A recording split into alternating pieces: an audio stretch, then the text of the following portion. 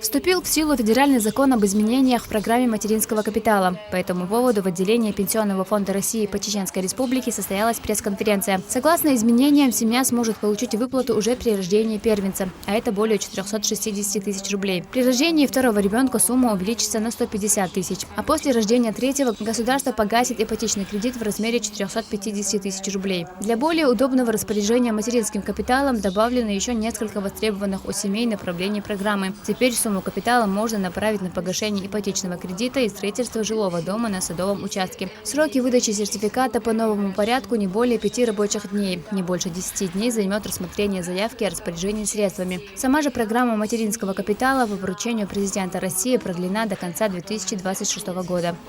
Все изменения вступили в силу с 12 марта 2020 года. Отдельные нормы, касающиеся проактивной выдачи сертификата, то есть выдачи сертификата в беззаявительном порядке, вступают в силу с 15 апреля 2020 года.